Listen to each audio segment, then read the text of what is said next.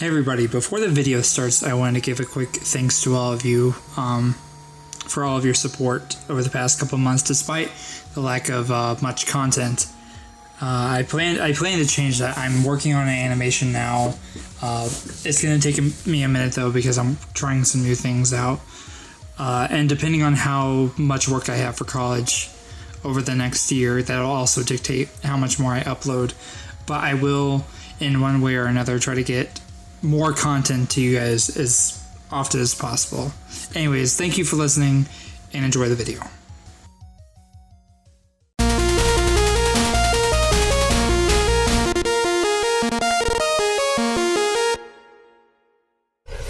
Hey everybody, JerBer here, and today we're going to be focusing on our first drawing tutorial on how to draw Bulbasaur. Now, the thing with this is that we're going to be focusing on how to draw Bulbasaur, but he's going to be the minor focus on what the bigger topic will be, which is breaking down these complex characters into these more simple shapes so that way we'll be able to draw them from any position, angle, style, anything we want. And this is one of the most important things that an artist can learn, because there's a lot of people who will draw from what they see and they'll draw exactly what they see.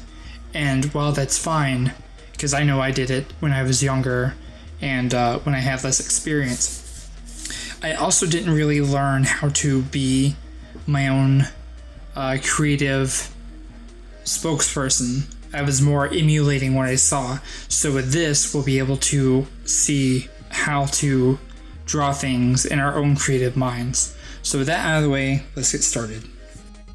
Okay, so the first thing we're going to get started with is the basic sketch. Okay, so you can see at the top I have a render of the front and the side of a model of Bulbasaur. I believe both of these were taken from X and Y models that I found online, Pokemon X and Y. I'm already going ahead and getting started, and I'm framing Bulbasaur's head. Now you can see from this side, it's more circular, but from the front, it takes more of an oval, almost square shape. And this is where things like this are really important, because if you try to do this on your own, not thinking about it, you could easily misshape it, and then people will be like, well, it looks okay, but you know, what's wrong with his head or what's wrong with his body? Similar ideal going here with the body itself, but in the opposite, because you can see it's a lot wider from the side than it is from the front.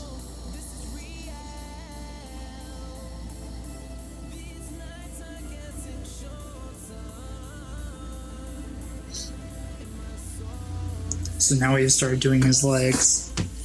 It's also important to pay attention to where these things overlap with other parts of the body, because it's hard to think of a specific example, but there's a lot of ways where you could easily mess up drawing a character if you're like, oh, well, this part is too close to this part or too far away from this part. It's very easy to mess that up, especially when you're starting off very early. Right now I'm just kind of splitting it apart just to kind of give the compare and contrast to the overall model itself. So that way it's not as busy and the attention is where it needs to be. But you can see here, over here where I'm erasing, that there's a specific overlap that makes the body seem more plausible and more anatomically correct.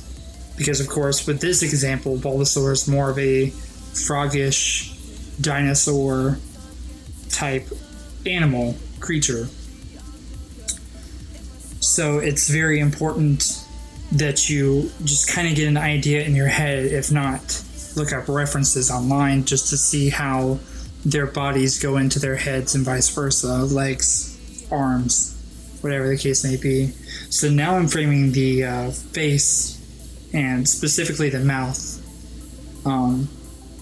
which can be changed up if you're not crazy about like how the specific style is. Again, this is all creative, so you can do whatever you want. If you want to just do a smile, I mean, that's whatever. But I prefer, in that sense, to stay closer to the original design of the creature.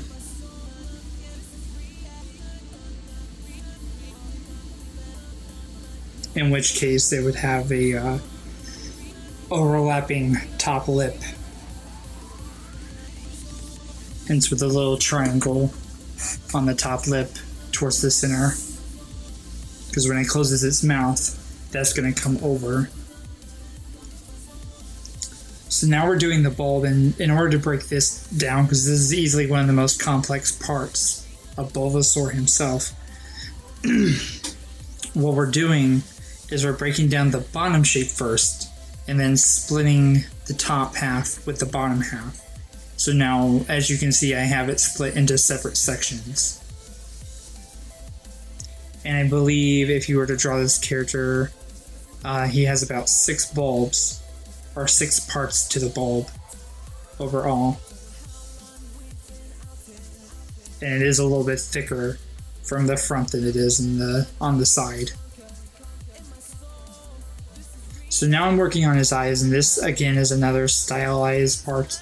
If you don't like the way the eyes are shaped in the Pokemon series for this character, you're more than welcome to just do whatever the hell you want. But if you're looking to be as direct as possible with this, it's more of a very curvy triangle where the most sloping of the triangle tends to be away from the center of the face, as you'll see from this front angle here.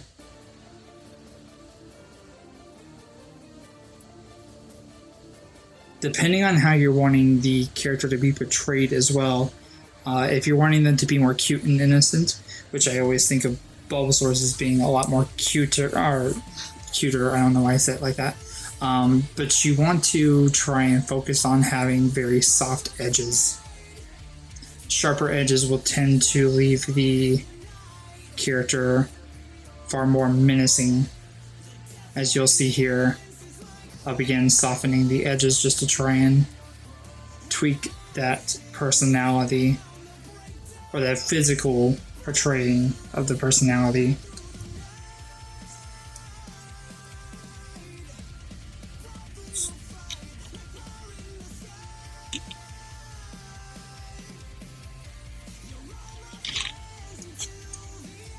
Again, it all comes down to stylization. As long as you're happy with how it looks, it doesn't really matter. It's the beauty of being an artist. You get to just create what you want. Nobody else's opinion really matters. Unless you're working for somebody and they want it a specific way, then their opinion matters.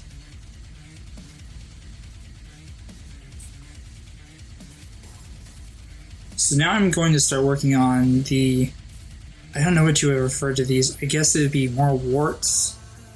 Because I mean, it is a frog. Either specks or warts. I don't think they'd be considered freckles, but at any rate, just placing them on parts of the body, and you have to make sure that you're consistent with things like this. I see too many people, if it's supposed to be the same character, deviate. And it's like, well, is this even the same person? Especially when it comes to animals. Like the spots will be all over the place. And again, it's another thing that comes down to stylization, but just make sure that whatever you define, like your final decision, that everything is consistent. So now that I have the general idea of the character and how it's supposed to be shaped from both the front and the back, my job now is to take what information I've gained from that and form my own creation. So here in a second, what we're going to do is we're going to just create something completely out of left field. See, for example, I'm just looking at reference images just to make sure I got everything right. But here in a second, I'm going to start drawing in this white section of the screen. And once I do that, we're going to start creating something original.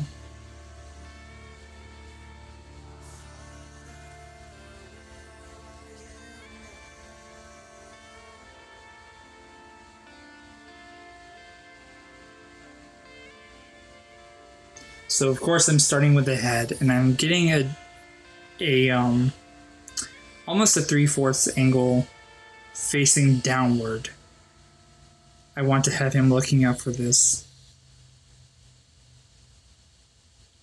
And you can see how I took a little bit of what I found in the side picture and a little bit from the front facing picture, because it's not completely oval shaped, but it's also not completely circle shaped.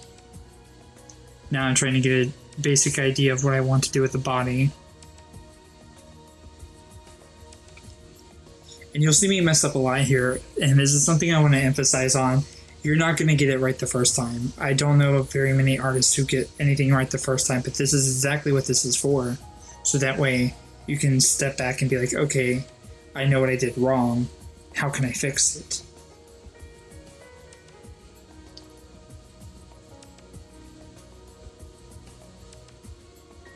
See, of course, I've overthought myself. It's like, no, I don't want to do the body like that. I'm pretty confident with this body. This is the one I stick with. I just do mild adjustments.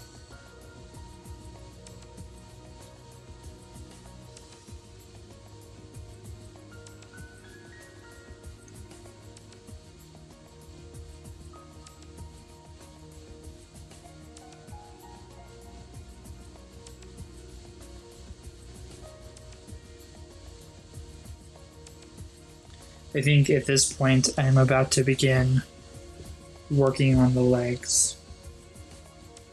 Oh, never mind, I guess I second guessed myself again. You do a lot of that when you're working on something personal to you. Because you want it to be perfect to yourself. In that situation, a lot of what other people may think doesn't really matter to you. You just want it to be perfect. But I finally decided on something, and what I'm doing now is positioning it to where, again, it makes sense with the rest of the body. So I'm just cleaning it up a little bit, just so there's less lines, because of course, with stuff like this, it can get very busy. Now I'm working on the bulb. Again, we start with the bottom. Now once we're happy with that, we can start on the top.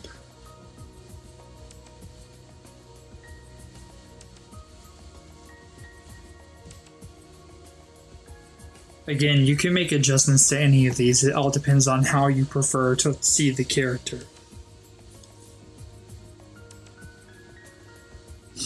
But for me personally, I think it's a lot cuter when the bulb is rather big and the body is a little bit smaller.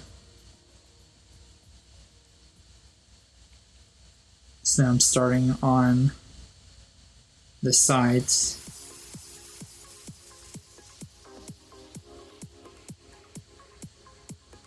Again, making adjustments as I go. So see, now we're starting to get a much cleaner idea. And of course, this isn't the final thing. We still have to do plenty of work to get this exactly where we want it to be. But that's the beautiful thing about this. It's not going to be done in the first, in the first hour, in the first sketch, or anything like that. But once it is done, you think back on all the hard work and just makes it worth it. But I believe now I'm about to start on his face. Keeping in mind what I recognized earlier with the eyes. So you'll see me here in a minute do a few adjustments.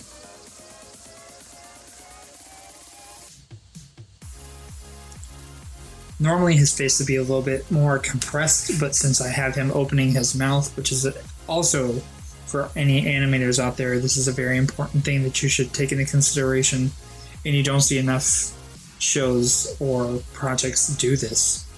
But you should take into consideration that the person or the animal or whatever it is you're making talk or emote through their mouth, their jaw will drop, even if it's just a little bit. So you should take that into strong consideration because it makes it look more believable. One of the most frustrating things about anime is that they don't focus on that at all. It's just kind of, you see the mouth flaps, and it's perfectly understandable because they have to localize to us as well, which we have so many different ways of doing things than they do. So in order to make the most profit, they have to do that. But it's kind of annoying to not see the jaw go with it sometimes, with the mouth, as the person is talking or saying something, or say screaming, crying, laughing.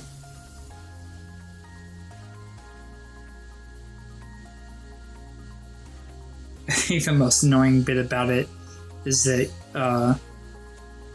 these very high budget animes can't get it right, but South Park can make Canadians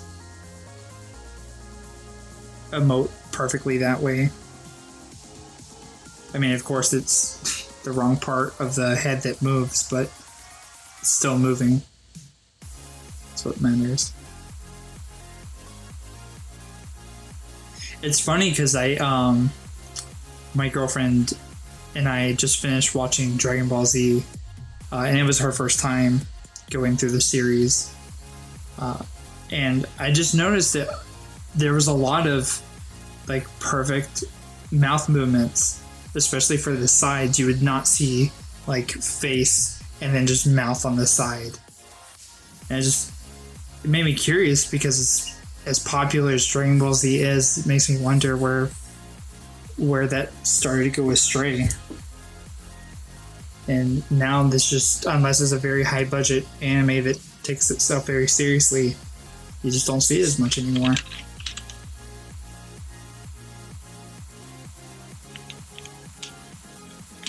So now I'm working on the vines, which is something we never really talked about.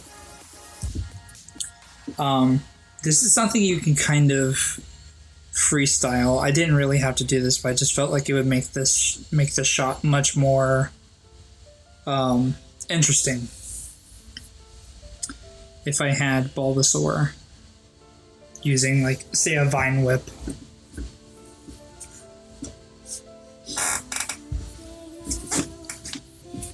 Again, this is where artistic freedom comes into play heavily. So this is about the point where I'm happy with what I have, and I'm going to start cleaning it up.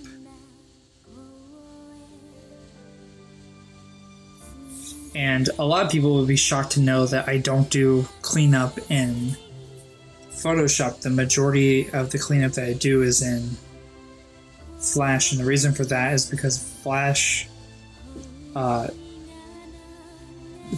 drawing system is in vector, which basically means that it uses calculations for how the lines are. It's really hard to explain, especially when I don't know the specifics of it. Essentially, it's much cleaner.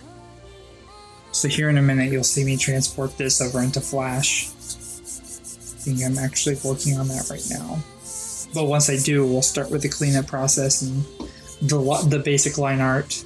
Because now that we have the sketch done, we have a basic, almost a blueprint for how to start on line art. I guess I'm still getting rid of any muddiness. There we go. Export it. And start with Flash. Look this big.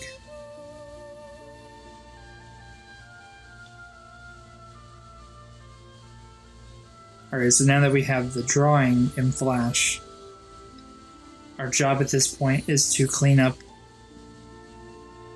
the art and make it look a lot nicer. Again, it's fine to use the tools presented to you. Don't think it's taboo for using the line tool if a line's just giving you problems.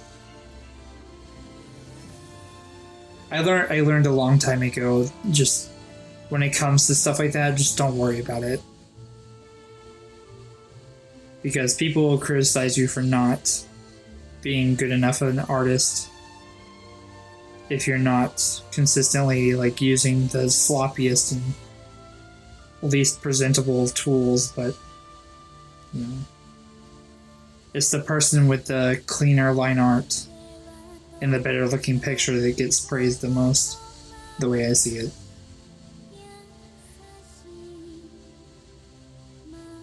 And that ideology always works best for me because I have very, I don't think I've ever talked about this. I have very, very shaky hands. My kids ask me about it all the time. They'll be like, "Daddy, are you mad? Are you upset? What's wrong?" Like, nothing. Why? "Oh, you're shaking." "Oh, I've always done this." I always have done that. It's kind of funny to think that art's always been my passion. So is music. I have very shaky hands.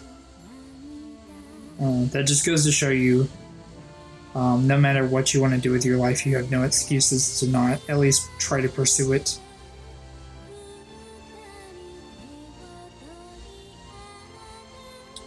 I know I talk a lot of stupid shit all the time, but every now and then I'll say something that I kind of want people to take to heart. One of the most important things is never to give up on your dreams, no matter the obstacles.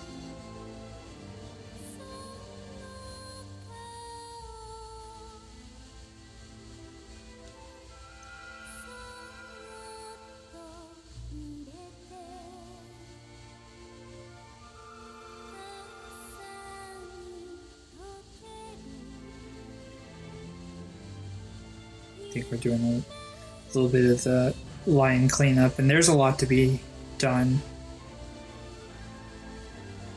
Again, the person with the cleanest art. So just because you have all these perfect lines, you better make sure there's no excess lines unless it's intentional.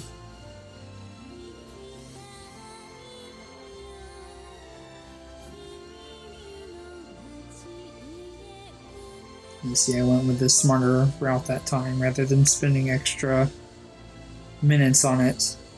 I got exactly what I wanted.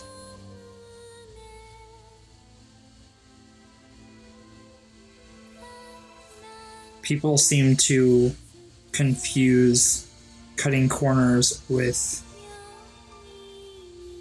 general time saving. If you would have gotten the same product either way, why the hell not? You know?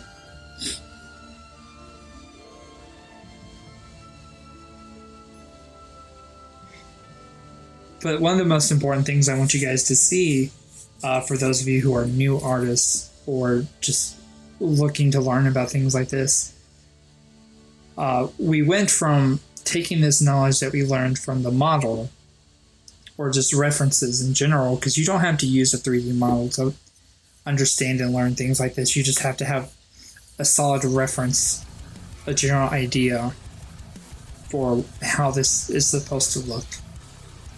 And then you just take it from there.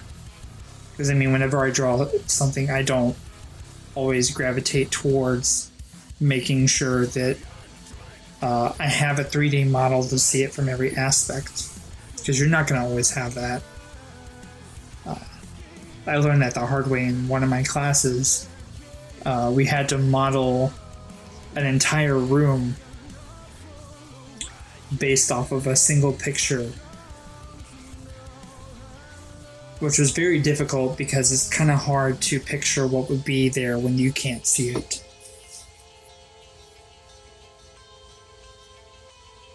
But it's a very valuable lesson, and I'm glad I learned it.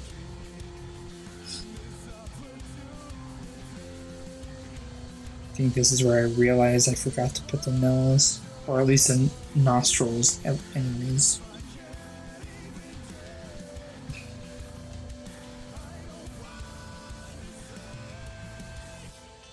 Oh yeah, this is where I'm getting the color scheme.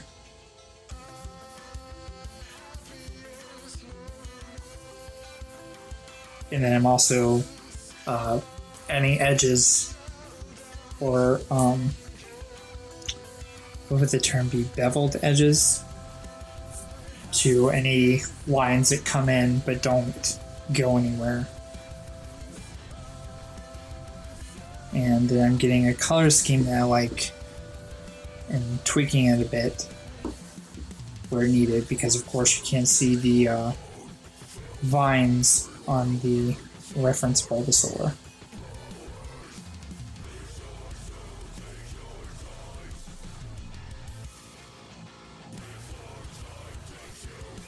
I'm getting rid of any line work for the spots because you can't really, they would make them stick out too much. But now it looks like it's part of his body.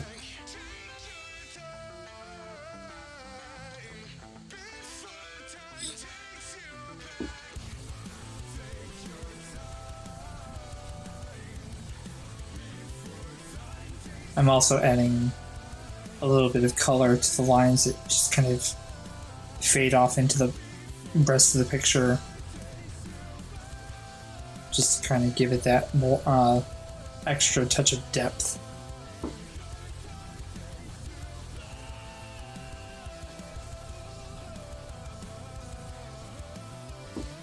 It's much smoother as a result. Yep, see, there's where I remembered. Oh, right, I forgot the nostrils.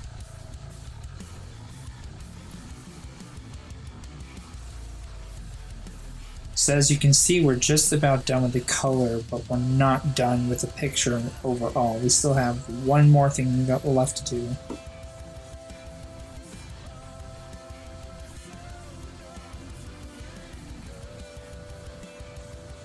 So what I'm doing here is I'm outlining the outside, the silhouette of the character, just to give it that little extra poppiness. It makes things look better, but only if they're very stylized and cartoony. So what I'm doing now is I'm exporting it and put it back into Photoshop. I don't know what the hell I was doing there.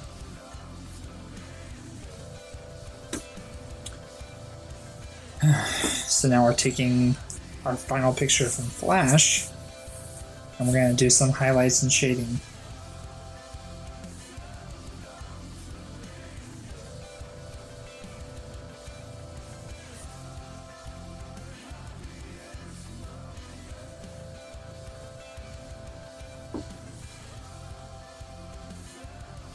This also comes into play with the breaking a character down into these more, or breaking a character down into these simpler shapes, is that you also need to learn, if you're going to do like very specific shading and lighting, you also have to learn how the light would hit a shape like that. Because you'll see here in a minute where we shade the bulb and we go about it in a very specific way to make the bulbs look like they're their own specific pieces to this bigger puzzle.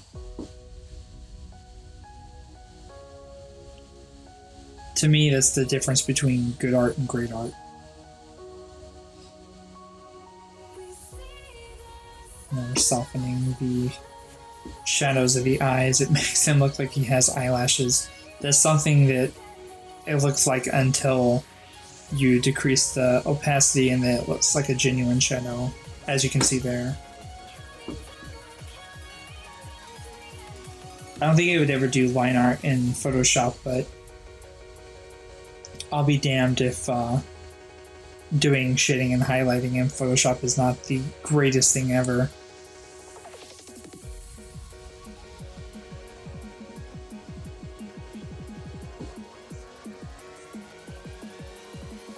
And the best thing about it is that there's no two ways to do it.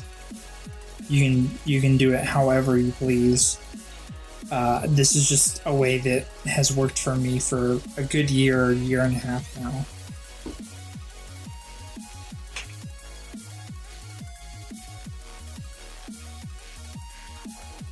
So basically what I'm doing is I'm shading all the parts that I'd like to have shaded in black, pitch black.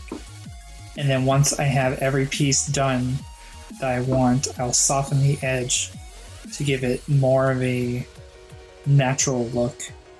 Or say I messed up a section and got too sloppy, or I need to adjust something. It makes it so much easier. And then once I'm done with that, what I'll do is I'll decrease the opacity, which is basically how visible it is, how solid it is. And then once you mess with it a little bit, you have a genuine shadow. Another really cool thing that you can do, which if you watched my Gyarados versus Arcanine picture, you can see that I do some altering of the color of the shadow in order to give it a different vibe for both characters, and it turned out very, very well. If you want to look more into that, you're more than welcome to check that video out.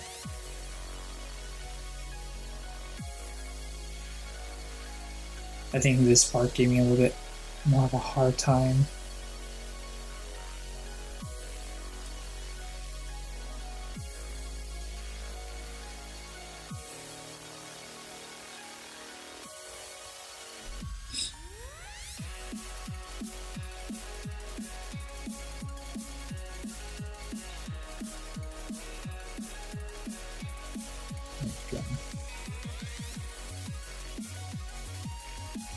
So I think at this point we're almost done, but the overall the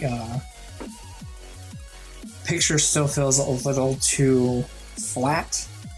So what I like to do for a lot of stuff like this is I'll create a gradient layer, and use it as a clipping mask, and then decrease the opacity rather. I believe that comes up as soon as I'm done with the vines. I believe that's the last thing I have to color.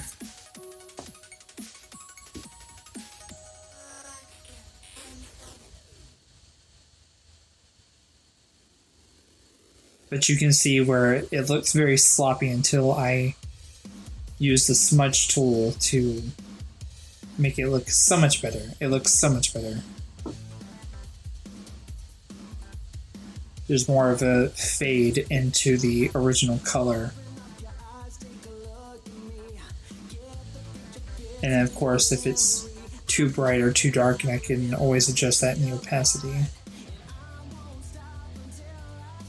Oh, I see. I also forgot to do the mouth. Always shade in the places where you think light would not hit.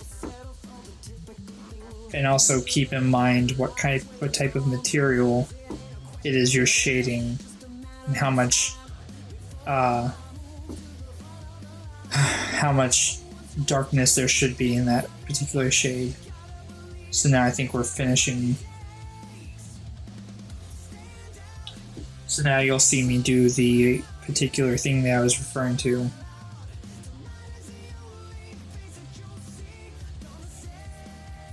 The gradient. And I'll decrease the opacity here in just a second. And bada bing, bada boom. Do some mild adjustments to it here and there, and the picture's done.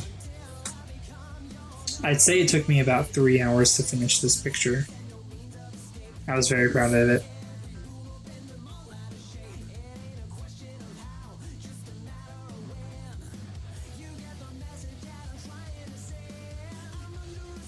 I think at this point I'm just trying to get a good idea for how much of the gradient I want. I think I drop it down one more time and then I'm happy with it.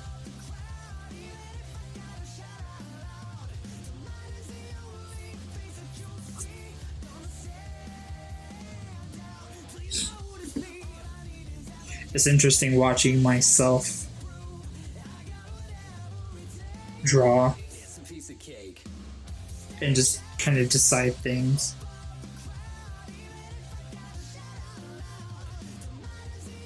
Makes you realize how much you second guess yourself when it comes to stuff like this. Or how many like changes you'll go through. But in the end, you always get a good result as long as you're persistent and you stay true to yourself.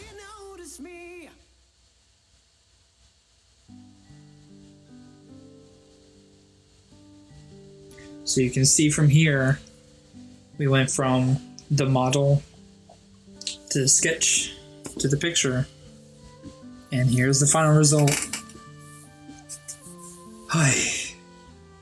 Man. Makes you really proud to look at stuff like this when you realize how far you come from that initial sketch all the way to this. But at any rate, guys, thank you so much for watching. And thank you so much for sticking through the past couple of months. I know I've been very slow when it comes to putting out any new material. I'm working on some new stuff. So if you guys continue to stay patient, I'm pretty sure I'll be able to please everybody very soon. But in the meantime, guys, if you're interested in any of my other stuff or you're new to my channel, here's a few videos. Go check it out. I'll see you guys later. Peace.